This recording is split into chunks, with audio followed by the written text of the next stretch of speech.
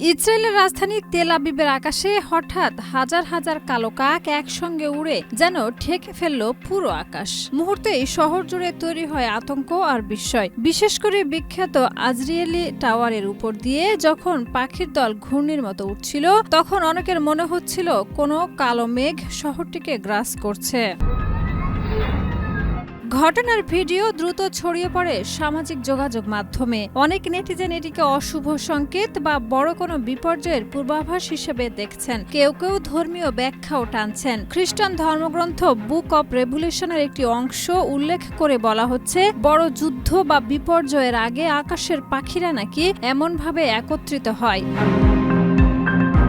ইতিহাসেও এমন বিশ্বাসের উদাহরণ আছে। প্রাচীন রোমে পাখির উড়াউড়ি দেখে ভবিষ্যৎ নির্ধারণ করতেন পুরোহিতরা, যাদের বলা হতো ওয়াগার। আবার ব্রিটেনের টাওয়ার অফ লন্ডনের দাঁড়কাক নিয়ে প্রচলিত আছে আরেকটি কিংবদন্তি। সেখান থেকে যদি কাকগুলো উধাও হয়ে যায়, তবে নাকি ব্রিটিশ রাজতন্ত্রের পতন ঘটবে।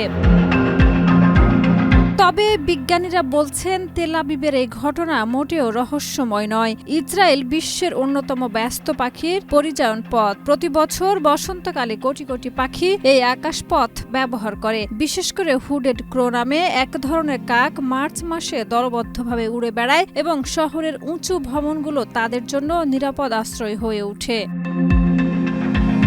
তবু প্রশ্ন থেকেই যাচ্ছে, কেন এই দৃশ্য মানুষের মনে এত ভয় তৈরি করলো? কারণ সময়টা খুবই অস্থির। মধ্যপ্রাচ্যে ইরান ইসরায়েলের উত্তেজনা যখন তীব্র, তখন আকাশের সাধারণ পাখির ঝাঁকও অনেকের চোখে হয়ে উঠেছে অশুভ ইঙ্গিত। বিজ্ঞান বলছে এটি প্রাকৃতিক ঘটনা, কিন্তু সংঘাতের আতঙ্কে মানুষের মনে জন্ম নিচ্ছে নানা ব্যাখ্যা। আর সেই কারণে তেল আবিবের আকাশে কাকের এই ঝাঁক এখন শুধু একটি প্রাকৃতিক দৃশ্য নয়, এটি হয়ে উঠেছে ভয়, কৌতূহল আর আলোচনার এক বৈশ্বিক ঘটনা।